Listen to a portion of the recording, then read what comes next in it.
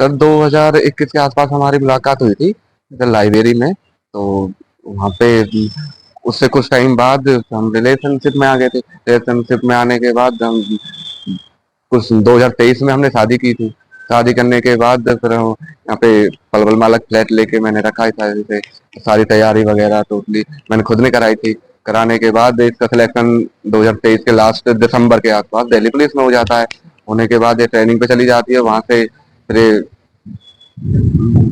वापस कब आती है ट्रेन से? फरवरी 2025 की बता रही थी वापस। हाँ हाँ हाँ, फरवरी 2025 में ये वापसी आती है। वहाँ से आने के बाद मैंने बोला इससे कि भैया अब अपने घर रहते हैं। अपने पिताजी और अपने फैमिली को बुला के अपने फैमिली के साथ चली गई थी। और वहां से अब मैंने बोला भी था इससे कि भाई अब अपने घर आ जाओ। तो इन्होंने क्लियर मना कर दिया और मुझे धमकाया भी। क्या बोलते हैं? नहीं, मुझे नहीं रहना तेरे साथ और हमारी कोई शादी नहीं हुई है। जबकि दिल्ली पुलिस कांस्टेबल जब इसका एग्जाम हुआ वो फॉर्म फिल किया था इसने। तो वहां पे भी इसने अपने आप को अनमैरिड बताया है। आपने शादी कब की थी? आपके पास सबूत हैं शादी के? जी जी, मेरे पास सारे सबूत है। 2023 में यानी कि 4 जनवरी 2023 को शादी हुई थी। कहाँ पे ये शादी की? ये आर्य समाज मंदिर शाहपुरा बल्लभगढ़। तो अभी आपकी पत्नी दिल्ली पुलिस में है, बताया जा रहा है अरेस्ट भी किया गया है आपको। जी जी, ये 2 तारीख को क्या नाम से यहाँ पे इंस्टीट्यूट पे ही समथिंग 4 से 5 पुलिस वाले आए थे। तो वहाँ आके मुझे पूछताछ और बोल रहे थे। तो वहाँ पे बुलाया, चौकी में बुलाया था मैं। वहाँ पे जाने के बाद हमारे भैया आए, मोनू मोनू भैया, ये जो मेरे एडवोकेट हैं, और राजकुमार शर्मा जी। तो उनसे मैंने बोला कि ऐसे ऐसे ऐसे ऐसे परेशान कर रहे हैं मुझे। तो वो मेरे साथ गए वहाँ पे। तो हमने सारे डॉक्यूमेंट वहाँ पे उनको दिखाए, क्योंकि वहाँ पे कोई ऐसा दोष सिद्ध नहीं हुआ। ये ओनली हरासमेंट के लिए करे जा रहे हैं क्या मेरे को। नौकरी? नमस्कार दोस्तों, आज हम आपको सुनाने जा रहे हैं हरियाणा के पलवल से जुड़ी एक ऐसी कहानी जिसने रिश्तों की बुनियाद पर सबसे बड़ा सवाल खड़ा कर दिया है। कहा जाता है कि प्यार ही सबसे बड़ा सहारा होता है, लेकिन जब यही प्यार धोखे का दूसरा नाम बन जाए तो इंसान टूट कर बिखर जाता है। के बाद छोड़ा गया? जी जी जी जी। नहीं, अब तक यानी कि 3 महीने पहले तक भी खूब सही था। खूब आना जाना। मैं ट्रेनिंग पे जब इसको लेके भी आता था, जाना छोड़ के भी आता था। जब भी छुट्टी होती थी या कभी भी इसको, तो वहां से फिर दिल्ली दिल्ली हम रहते थे। अभी क्या चल रहा है? अभी आप भटक रहे हैं इधर उधर? सर मैंने सेक्शन 9 का केस डाला हुआ कोर्ट में, क्योंकि इन्होंने मुझे धमकी भी दी है और मुझे घर से निकाल दिया था कि भाई मुझे रहना ही नहीं है तेरे साथ में। तो मैंने सेक्शन 9 का केस डाल रखा था। तो इनके पास वो नोटिस पहुंचा है। तो उसके ही जरिए फिर कभी ये इसने जानबूझकर अपने उसमें जो दिल्ली पुलिस का फॉर्म था उसमें अपना अनमैरिड दिखाया, जबकि ये विवाहित आपने थी। कहाँ कहाँ शिकायत करी है? बताया दिल्ली पुलिस कमिश्नर को? दिल्ली पुलिस कमिश्नर के पास भी कंप्लेंट की है मैंने, और मानवाधिकार आयोग में भी कंप्लेंट की है। यहाँ के डीसीपी दिल्ली सरिता बिहार भी मैंने कंप्लेंट की है। तो आपकी क्या मांग है? क्या? मांग सर यही है कि मैं अपनी वाइफ को घर लाना चाहता हूँ, इसलिए मैंने सेक्शन 9 का केस डाला हुआ था। अब ये मेरे पे हरेसमेंट करा रहे हैं, कभी किससे कभी किससे। और बोल रहे हैं कि भाई अगर तूने फिर ज्यादा अगर हमारे डिपार्टमेंट में भी या कहीं भी इसकी जानकारी दी कि भाई ये विवाहित है, तो इसका अंजाम तुझे बहुत भारी तो भुगतना आपकी पड़ेगा। वाइफ भी धमकियां देती है आपको? जी।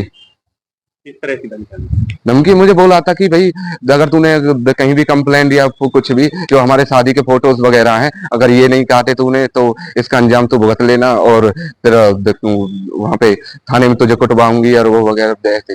एक तरफ पति प्रीतम है जो कहता है कि मैंने अपनी पत्नी के लिए सब कुछ कुर्बान कर दिया, अपनी लाइब्रेरी तक बेच डाली, जमीन बेच दी, पैसे खूब लगाए, लेकिन बदले में मिला क्या? सिर्फ और सिर्फ धोखा। वहीं दूसरी तरफ पत्नी प्रीति का कहना है कि यह सब कुछ झूठ है, असल में पीड़ित तो मैं हूं। अब आप ही सोचिए, क्या कोई शख्स अपना घर, जमीन, यहां तक कि अपना भविष्य किसी और के सपने के लिए दांव पर लगा सकता है? और अगर वही सपना पूरा हो जाए तो क्या रिश्ता अचानक बदल सकता है? कहानी शुरू होती है साल 2021 से, जब प्रीतम और प्रीति की मुलाकात एक लाइब्रेरी में हुई। दोस्ती हुई और फिर वही दोस्ती प्यार में बदल गई। जनवरी 2023 में दोनों ने आर्य समाज के मंदिर में शादी कर ली। कुछ वक्त दोनों साथ रहे और फिर पलवल में किराए के मकान में शिफ्ट हो गए। इसी बीच प्रीति ने दिल्ली पुलिस में भर्ती का फॉर्म भर दिया। प्रीतम का दावा है कि पत्नी की तैयारी के लिए उसने पूरी मदद की, पैसे भी लगाए और ट्रेनिंग भी करवाई। लेकिन जब नौकरी के लिए डॉक्यूमेंट्स चेक हुए तो प्रीतम को मालूम चला कि प्रीति ने खुद को वहां पर अविवाहित बताया है। फरवरी 2024 में प्रीति ट्रेनिंग पर चली गई और फरवरी 2025 में जब वह लौटी तो सीधे अपने मायके चली गई। प्रीतम का कहना है कि उसके बाद उसने उससे कोई संपर्क नहीं किया, यहां तक कि ससुराल वालों ने भी प्रीति को उसके साथ भेजने से साफ साफ इनकार कर दिया। प्रीतम आरोप लगाता है कि अब प्रीति तलाक का दबाव बना रही है, धमकियां भी दे रही है और तो और पुलिस के जरिए उसे परेशान भी कर रही है। यही वजह है कि उसने अदालत, पुलिस और यहां तक कि मुख्यमंत्री व मानवाधिकार आयोग तक से शिकायत कर दी है।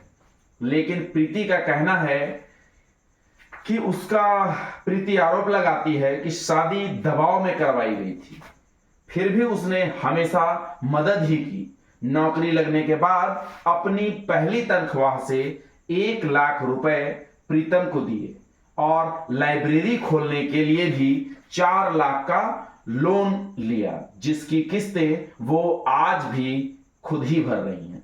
प्रीति का कहना है कि प्रीतम अब झूठे इल्जाम लगाकर उसे बदनाम करने की कोशिश कर रहा है। अब बड़ा सवाल यही है कि सच कौन बोल रहा है? क्या प्रीतम सचमुच अपनी पत्नी के लिए सब कुछ दांव पर लगाकर अब धोखे का शिकार हो गया है, या फिर जैसा प्रीति कह रही है यह सब एक इनसिक्योर पति की कहानी है? सच क्या है यह तो अदालत ही तय करेगी, लेकिन इतना जरूर है कि इस मामले ने रिश्तों की बुनियाद पर सवाल खड़ा कर दिया है। क्या प्यार वाकई नौकरी और पैसों का मोहताज है? दोस्तों, आप इस केस के बारे में क्या सोचते हैं? कमेंट्स में अपनी राय जरूर बताइएगा। बहुत बहुत धन्यवाद।